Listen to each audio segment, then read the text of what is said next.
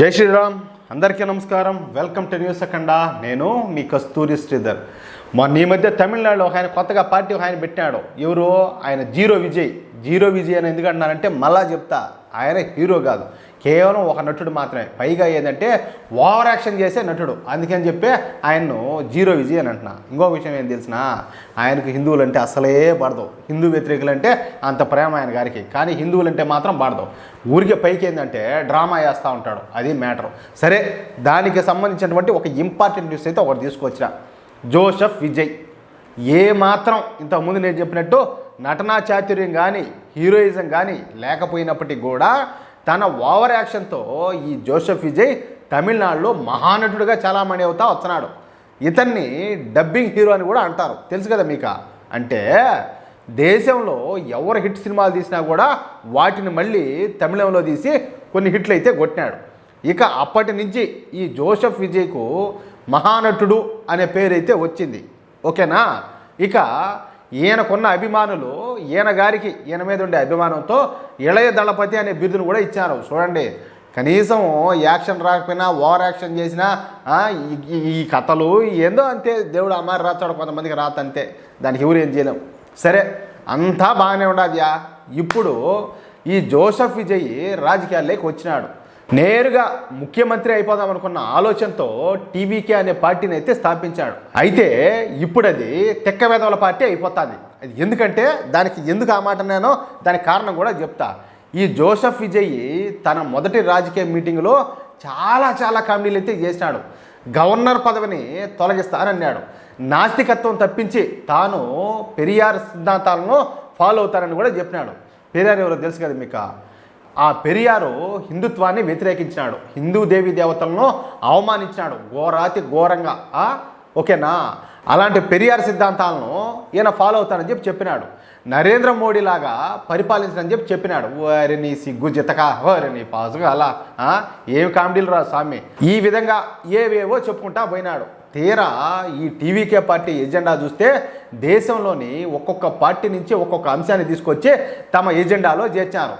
ఎందుకంటే already dubbing సినిమాలు తీసేవాడు కదా, అన్ని రీమేక్ సినిమాలో. ఓడికి ఇంకా అలవాటు అడిగిపోతుంది. అదే మాదిరిగానే ఒక్కొక్క పార్టీకి సంబంధించి ఒక్కొక్క పాయింట్ అన్ని సేకరించి వీళ్ళ దాంట్లో పెట్టుకున్నాడు అనమాట.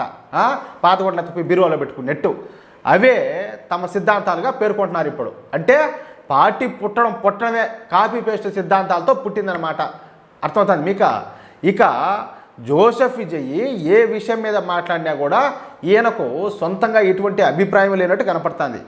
భారతీయ జనతా పార్టీ ఏదైనా అంశాన్ని తీసుకుంటే చాలు, ఇక ఈ జోసెఫ్ విజయ్ బీజేపీ తీసుకున్నటువంటి ఆ అంశానికి వ్యతిరేకంగా మాట్లాడడం మాత్రమే చేస్తున్నాడు. ఉదాహరణకు బీజేపీ సిఏఏను అధికారికంగా ప్రారంభించినప్పుడు దాన్ని ఈ జోసెఫ్ విజయ్ అయితే వ్యతిరేకించాడు.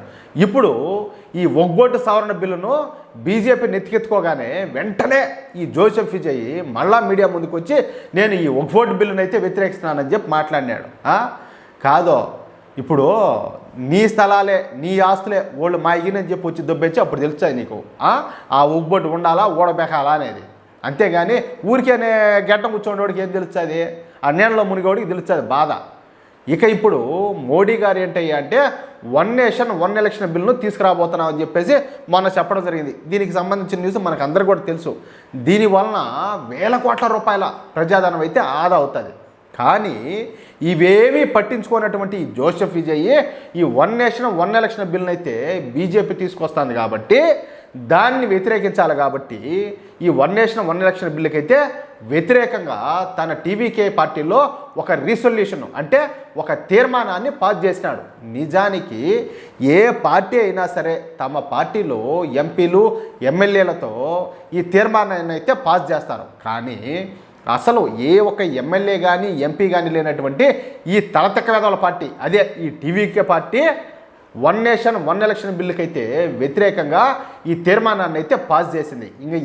ఇలా తెలివితేటలు మీరు ఆలోచించండి ఎట్లుంటాయో. ఇలా పార్టీ పెట్టినటువంటి అన్నతే కాలంలోనే, అంటే అతి తక్కువ కాలంలోనే ఈ ఓవర్ యాక్షన్ స్టార్ అయినటువంటి జోసెఫ్ విజయ్ రోజుకో కామెడీ చేస్తా దూసుకొని పోతున్నాడు.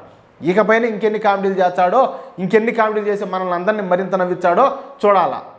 అది మ్యాటర్ అయితే ఎట్లా న్యూసా అట్లా.